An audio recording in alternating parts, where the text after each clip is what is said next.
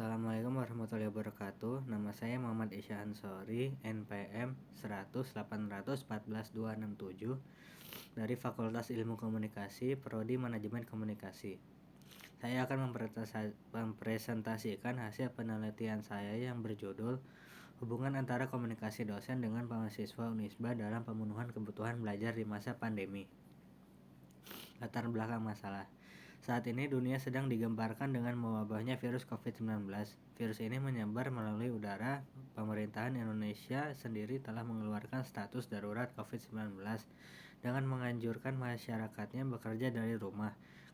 Kehidupan social distancing berakibat fatal terhadap roda kehidupan manusia. Masalah ekonomi yang paling kerasa dampaknya, karena kurangnya ekonomi dapat berdampak pada kebutuhan primer suatu negara. Tak terkecuali bidang pendidikan yang ikut juga terdampak kebijakan ini. Di Universitas Islam Bandung sendiri telah mengeluarkan surat edaran yang salah satu poinnya adalah tentang pencegahan COVID-19, mewajibkan seluruh aktivitas akademik maupun pembelajaran dilakukan dari rumah.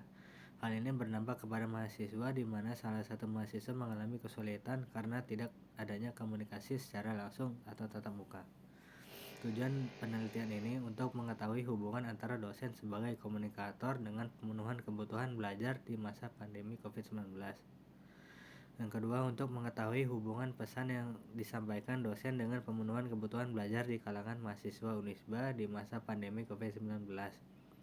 Yang ketiga, untuk mengetahui hubungan antara media yang dipakai oleh dosen dengan pemenuhan kebutuhan belajar di kalangan mahasiswa Unisba di masa pandemi COVID-19. Kerangka pemikiran. Teori yang saya gunakan adalah model dari David Caberlo, yaitu SMCR.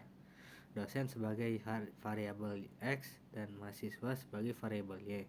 Kemudian teori yang akan diuji yaitu teori belajar sosial dari Bandura, kognitif, perilaku, dan pengaruh lingkungan.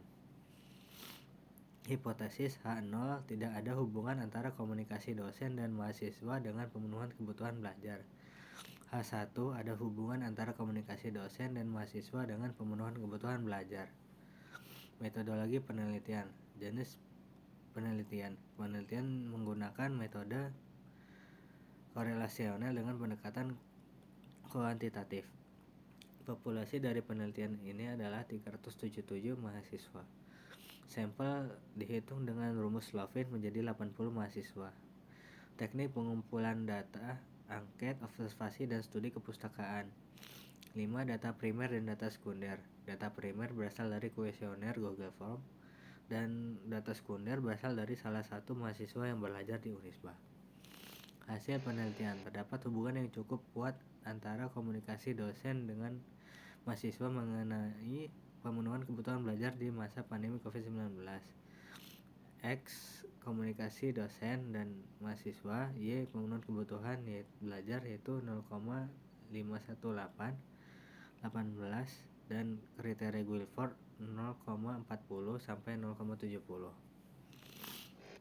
Terdapat hubungan yang rendah tapi pasti antara komunikasi X, source, kredibilitas, dengan Y, teori belajar sosial, yaitu 0,394 dan kriteria Guilford 0,20 sampai 0,40.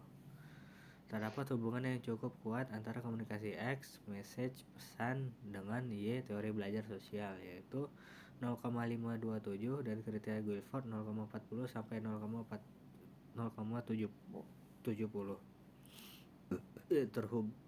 Terdapat hubungan yang cukup kuat antara komunikasi X, channel, media, dengan Y, teori belajar sosial, yaitu 0,450 dan kriteria Guilford 0,40 sampai 0,70. Kesimpulan, berdasarkan hasil uji hipotesis di atas, dapat disimpulkan bahwa pemenuhan kebutuhan belajar dipengaruhi oleh, pertama, komunikasi antara dosen dan mahasiswa. Komunikasi yang paling menonjol adalah isi pesan yang disampaikan harus jelas supaya dapat diterima dan oleh mahasiswa. Yang kedua, source, kredibilitas. Di sini yang mempengaruhi adalah seorang dosen harus memiliki keterampilan berkomunikasi, memiliki pengetahuan. Dalam artian seseorang komunikator wajib memiliki pengetahuan dan yang dikomunikasinya supaya pemenuhan kebutuhan belajar mahasiswa menjadi terpenuhi. Yang ketiga adalah message, pesan. Peran dosen dalam menyampaikan pesan informasi kepada komunikasi. Dosen harus memperhatikan isi pesan yang ingin disampaikan supaya mahasiswa mengerti. Keempat, channel saluran, yaitu media yang digunakan oleh dosen untuk menyampaikan pesan.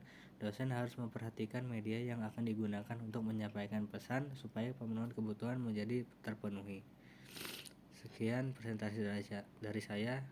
Makasih.